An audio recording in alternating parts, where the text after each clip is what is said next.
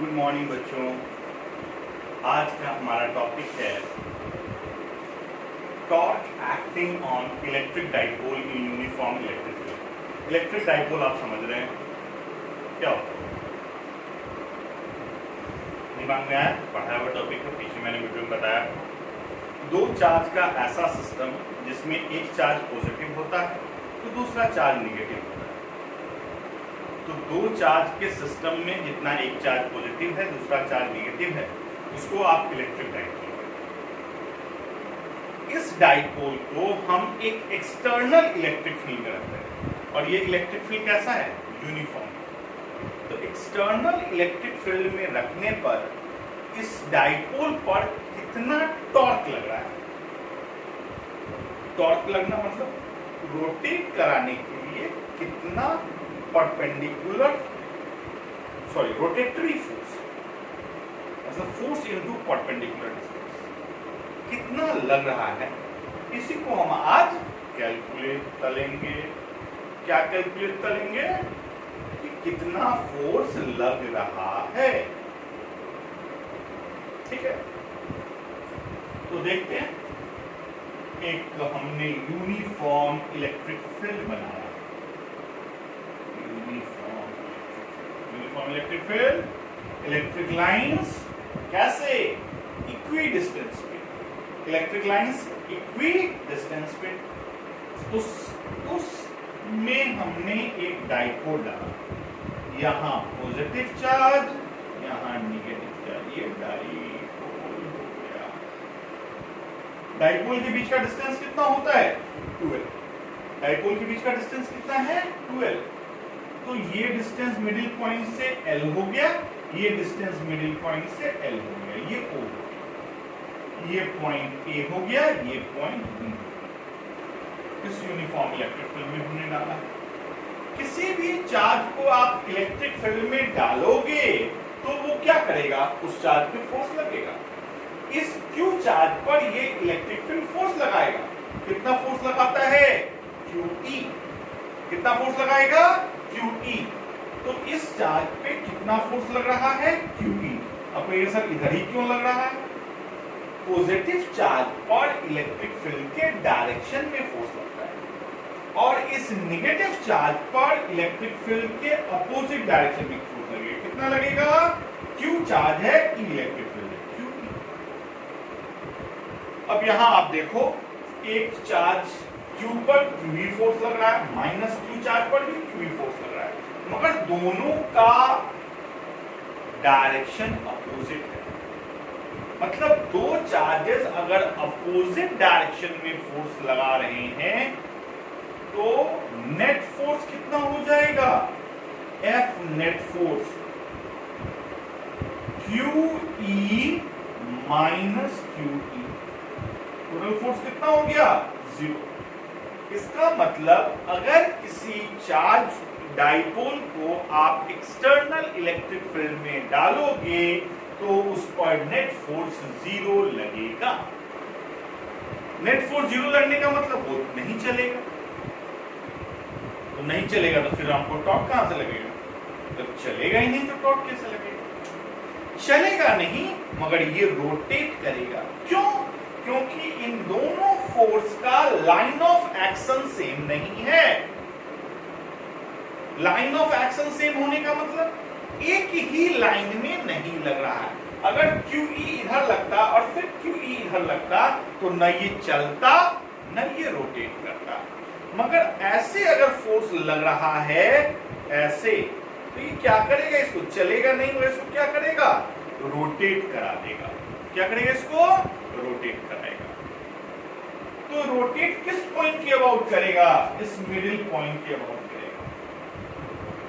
तो ये रोटेट कर रहा है, इसका मतलब टॉर्क लग रहा है यहां पे। ये देखो मिडिल पॉइंट। तो टॉर्क का फॉर्मूला क्या होता है हमारा? टॉर्क का फॉर्मूला क्या है? Force into perpendicular distance. Force into perpendicular distance, ये टॉर्क का है। फोर्स कितना लग रहा है यहां पे? QE।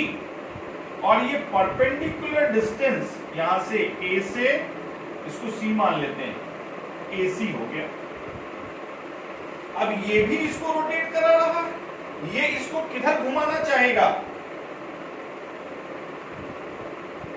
किधर, क्लॉकवाइज। अब ये इसको ऐसे फोर्स लगा के क्लॉकवाइज घुमाना चाह रहा है, ये इसको इधर फोर्स लगा के भी किधर घुमाना चाह रहा है, क्लॉकवाइज। तो दोनों टॉर्क अगर सेम डायरेक्शन में लग रहे हैं तो टॉर्क वेक्टर क्वांटिटी है, दो वेक्टर अगर सेम डायरेक्शन में हो तो उसका मैग्नीट्यूड क्या होता है, दोनों के सम के बराबर। तो टोटल टॉर्क टाउ, टॉर्क को किस चीज से डिनोट करते हैं हम लोग, टाउ से। तो टोटल टॉर्क क्या हो गया, ये कितना लग रहा है, टाउ 1, और ये कितना लग रहा है, मान लो टाउ 2। ये जो रोटेट कराएगा किसके अबाउट, इसके अबाउट, तो फोर्स इनटू परपेंडिकुलर डिस्टेंस, ये मान लो d। अगर तो यहां BD, ये CE, तो टोटल टॉर्क कितना, यहां फोर्स कितना है, QE, परपेंडिकुलर डिस्टेंस क्या है लाइन ऑफ एक्शन से, ये AC, यहां भी फोर्स कितना है, QE, और ये परपेंडिकुलर डिस्टेंस कितना है, BD, यहां BD किसके बराबर हो जाएगा, CE के। BD किसके इक्वल होगा, CE के।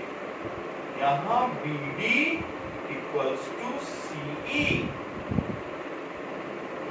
तो टोटल टॉर्क कितना हो गया, QE।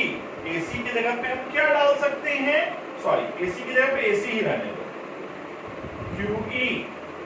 BD की जगह पे हम क्या डाल सकते हैं, यहां पे CE। QE हमने कॉमन ले लिया, यहां AC plus CE, AC plus CE किसके बराबर, AE के बराबर। ये EE नाम थोड़ा कॉमन लग रहा है, इस E को हम F कर देते हैं, तो ये CF के बराबर, ये भी CF, EE कॉमन है, सेम टाइप का। तो यहां टॉर्क टाउ क्या आ गया, QE, AC प्लस CF किसके बराबर, AF के बराबर। तो यहां AF, तो क्या आया हमारा, Q stand for charge, E stand for electric field, AF is the distance. तो इस ट्रायंगल में अगर ये इलेक्ट्रिक फील्ड इसके साथ, डाइपोल के साथ कितना एंगल बना रहा है, थीटा, तो ये एंगल थीटा है, तो ये एंगल भी क्या होगा, थीटा होगा। तो आप इस वाले ट्रायंगल में देखो, ये एंगल थीटा हो गया, ये AB हो गया, ये F हो गया, ये डिस्टेंस 12 हो गया। अब आपको AF निकालना है, इसमें और इसमें क्या रिलेशन होगा, इस थीटा के लिए ये क्या है, ये परपेंडिकुलर, ये क्या है, हाइपोटेनस। तो अगर हम साइन थीटा निकालें तो AF बाई AB, AF किसके बराबर, AB साइन थीटा, AF किसके बराबर, AB sine theta. Torque tau is equal to QE, AF is equal to क्या हो गया, AB sine theta, tau QE, AB किसके बराबर, 2L साइन थीटा, AB किसके बराबर, 2L साइन थीटा। यहां से AB इज इक्वल टू क्या हो गया, AB का वैल्यू यहां कितना है, 2L है, तो 2L साइन थीटा हो गया। Torque Q into 2L E sine theta, हमने क्या पढ़ा है, Q इंटू 2L किसके बराबर होता है, electric dipole moment. E is equal to हमने क्या पढ़ा, Q इंटू 2L, तो टॉर्क इज इक्वल टू क्या आ गया, PE साइन थीटा। तो टॉर्क का हमारा फॉर्मूला क्या आ रहा है, PE साइन थीटा। टॉर्क का फॉर्मूला क्या आ रहा है, PE sine theta. P electric dipole moment है, E इलेक्ट्रिक फील्ड है और थीटा इलेक्ट्रिक डाइपोल और इलेक्ट्रिक फील्ड के बीच का एंगल है। इलेक्ट्रिक डाइपोल मोमेंट किधर हो जाएगा? P की डायरेक्शन में। तो P और E के बीच का एंगल है ये। इलेक्ट्रिक डाइपोल मोमेंट का डायरेक्शन किधर होता है? नेगेटिव से पॉजिटिव की तरफ। तो P और E के बीच का एंगल है, ठीक है। तो आपको अगर टॉर्क निकालना रहेगा तो क्या देगा? थीटा दे देगा, इलेक्ट्रिक डाइपोल के एक्सिस और इलेक्ट्रिक फील्ड के बीच का एंगल। तो टॉर्क का फॉर्मूला क्या आ गया? PE sin theta. तो ये वेक्टर फॉर्म में जैसा आ रहा है, हमने क्या पढ़ा है? A cross B is equal to AB sin theta. तो यहां PE sin थीटा है, तो ये क्या हो सकता है? P क्रॉस E, या क्या हो सकता है? E cross P। मगर हम लोग जानते हैं कि A cross B B cross A के बराबर नहीं होता। तो यहां या तो P क्रॉस E होगा या तो E क्रॉस B होगा। PE sin theta P cross E के बराबर हो सकता है या E क्रॉस P के बराबर हो सकता है। दोनों का फॉर्मूला सेम होगा। A क्रॉस B भी AB sin थीटा और B क्रॉस A भी, मगर दोनों में अंतर आ जाता है। ये थीटा होता है, वो 180 माइनस थीटा हो जाएगा, तो डिफरेंस आ जाता है। अब P cross E, P sin theta को क्या लिखें? P क्रॉस E लिखें या E क्रॉस P लिखें? तो हम देखते हैं कि P, अगर ये P इधर है और E इधर है, दोनों के बीच का एंगल है, ये डाइपोल मुड़ किधर रहा है? क्लॉकवाइज। तो हम भी जो लेंगे वो क्या लेंगे? P क्रॉस E लेंगे या E क्रॉस P लेंगे? तो P क्रॉस E लेंगे। अगर ये एंटी क्लॉकवाइज घूमता रहता तो हम यहाँ E क्रॉस P लेते। अगर ये क्लॉकवाइज घूम रहा है तो हमको P से E की तरफ जाना है, तो हम क्या लेंगे? P cross E। तो यहां टॉर्क का फॉर्मूला आ जाएगा P क्रॉस E। हमने एक इलेक्ट्रिक डाइपोल को इलेक्ट्रिक फील्ड में डाला। ये भी एक इलेक्ट्रिक डाइपोल था। ये A पॉइंट, ये B पॉइंट, A पर Q चार्ज, इस पर minus Q charge electric field में डाला। इस चार्ज पर QE फोर्स, इस चार्ज पर QE फोर्स। मगर पॉजिटिव चार्ज पर इलेक्ट्रिक फील्ड के डायरेक्शन में फोर्स लगता है, नेगेटिव चार्ज पर इलेक्ट्रिक फील्ड के अपोजिट डायरेक्शन में फोर्स लगता है। अब ये इसको रोटेट कराएगा, क्योंकि नेट फोर्स कितना लगा? 0, क्योंकि QE इधर लग रहा है। तो नेट फोर्स अगर 0 लगा तो इसका मतलब ये चलेगा नहीं, रोटेट करेगा। नेट फोर्स 0 है तो इसका मतलब क्या है? It will not move, but line of action is not same. So it will rotate, इसलिए क्या करेगा? घूमेगा।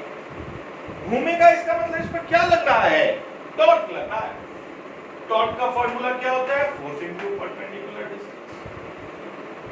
अब टॉर्क कितना लग रहा है? यहां दो फोर्सेस, किसके अबाउट घूमेगा? ये मिडिल पॉइंट के अबाउट घूमेगा। फिर विषय लगेगा तो किसके अबाउट घूमेगा? मिडिल पॉइंट के अबाउट। ये हो गया इसका पॉइंट, ये हो गया इसका एक्सिस ऑफ रोटेशन।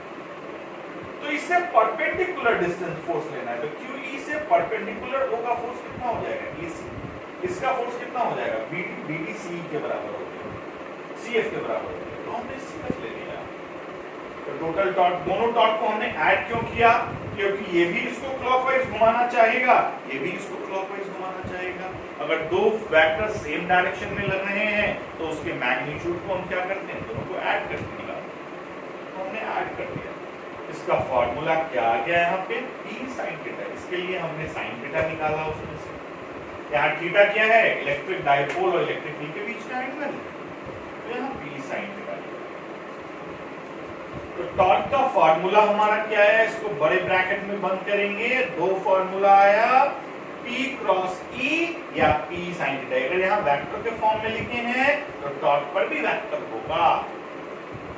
टॉर्क का फॉर्मूला या तो P क्रॉस E या PE साइन थीटा। देख लीजिए आप लोग।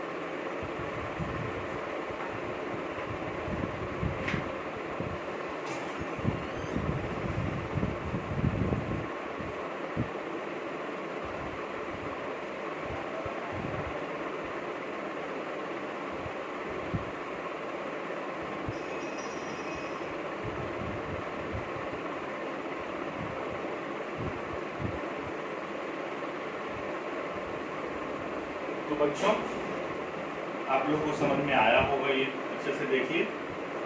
अब इसमें हम क्या कर सकते हैं कि टॉर्क का कंडीशन हो सकता है कि टॉर्क मैक्सिमम कब लगेगा और टॉर्क मिनिमम कब लगेगा। टॉर्क मैक्सिमम कब लगेगा और टॉर्क मिनिमम कब लगेगा, इसके लिए हम लोग डेरिवेशन करते हैं।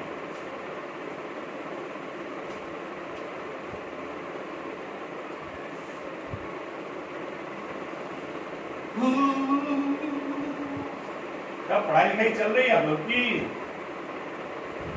कि बस टाइम पास हो रहा है? टाइम पास मत कीजिए, टाइम तो पास होता ही है। 12th का एग्जाम आएगा ही आएगा, होगा ही होगा। इसके लिए आपको पढ़ना जरूरी है।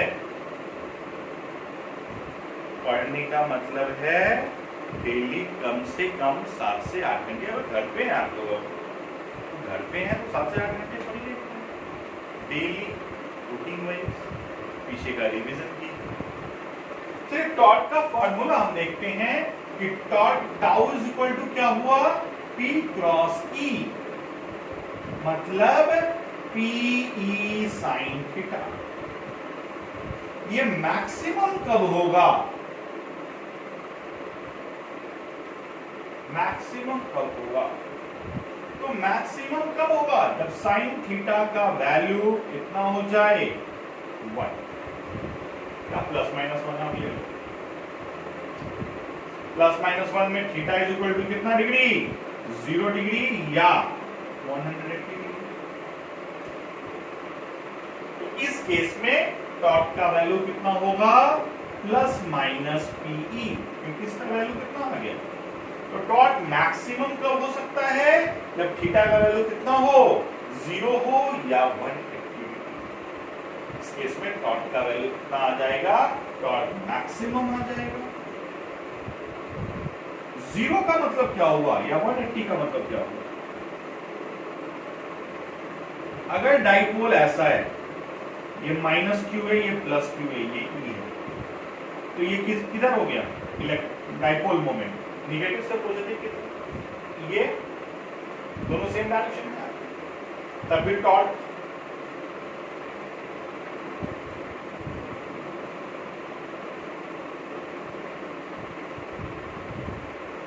सेम डायरेक्शन में। अपोजिट का मतलब क्या हो गया, इसी में बना देता हूं। यहां पे आ गया प्लस Q, यहां आ गया माइनस।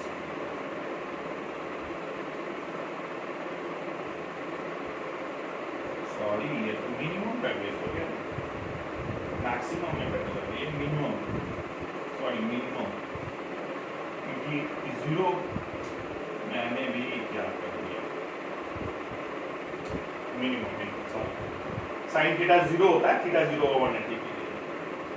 तो यहां पर ये डाइपोल मोमेंट का डायरेक्शन किधर हो गया, इधर, इलेक्ट्रिक फील्ड का डायरेक्शन किधर हो गया। तो P और E अगर सेम डायरेक्शन में है तो ऐसे फोर्स लगेगा, ऐसे, तो ये न घूमेगा। इस केस में भी ये पॉजिटिव चार्ज पे इलेक्ट्रिक फील्ड के डायरेक्शन में फोर्स लगेगा, QE इधर लगेगा और इस पर QE इधर लगेगा, मतलब ये दबेगा, तब भी नहीं घूमेगा।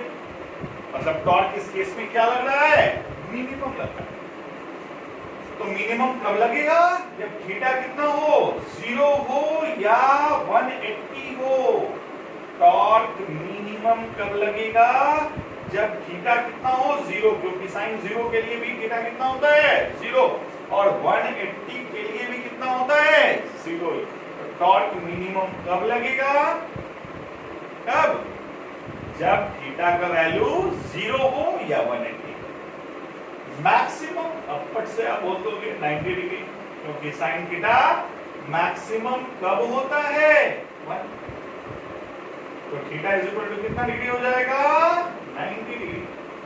तो 90 डिग्री पे PE sin 90 का वैल्यू 1। टॉर्क मैक्सिमम कितना हो गया? PE। टॉर्क मैक्सिमम कितना हो गया? PE। तो P कब होगा?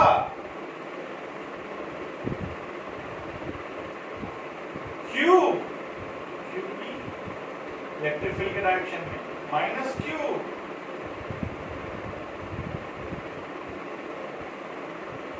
ये किधर है? इधर। ये किधर है? इधर। 90 डिग्री।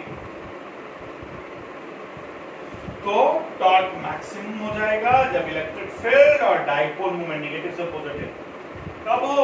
90 डिग्री।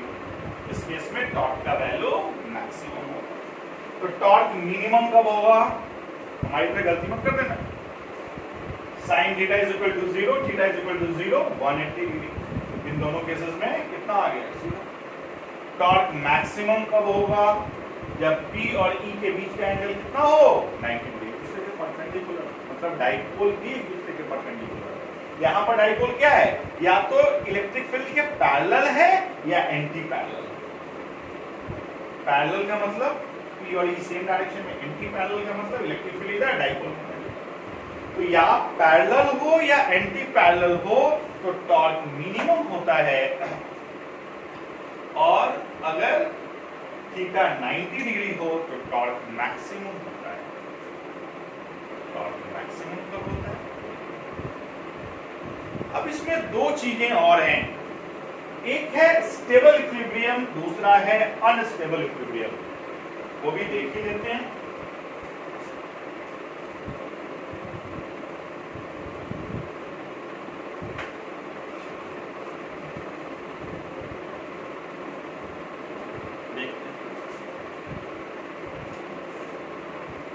अगर हमने ऐसे किया,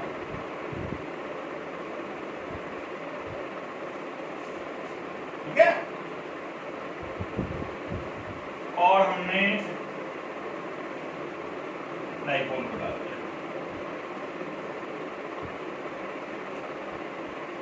ये हो गया, ये हो गया माइनस Q, ये हो गया प्लस। अब हम इसको अगर थोड़ा सा ट्विस्ट करेंगे, अगर ऐसे ट्विस्ट किए थोड़ा सा, तो ये QE इधर लग रहा है, ये QE इधर लग रहा है। तो फिर इसको ये क्या करेगा? ये फिर ओरिजिनल पोजीशन ला देगा। मगर अगर ये दोनों सेम डायरेक्शन में थोड़ा सा हमने ट्विस्ट किया तो ये क्या कर रहा है? इसको इधर लाएगा, इसको इधर लाएगा, फिर ये इधर आ जाएगा, इधर फोर्स लगाएगा, इसको किधर घुमाएगा? तो फिर क्या करेगा ये? फिर इसको ओरिजिनल पोजीशन में ये लौटा के ले आएगा, मतलब इसको रोटेट नहीं करने देगा। इस कंडीशन को बोलते हैं स्टेबल इक्विलिब्रियम। इसमें थीटा कितना डिग्री हो गया? 0 डिग्री। जब थीटा 0 डिग्री होता है, क्योंकि डाइपोल और इलेक्ट्रिक फील्ड सेम डायरेक्शन, तो इसको बोलते हैं स्टेबल इक्विलिब्रियम। अनस्टेबल इक्विलिब्रियम क्या है?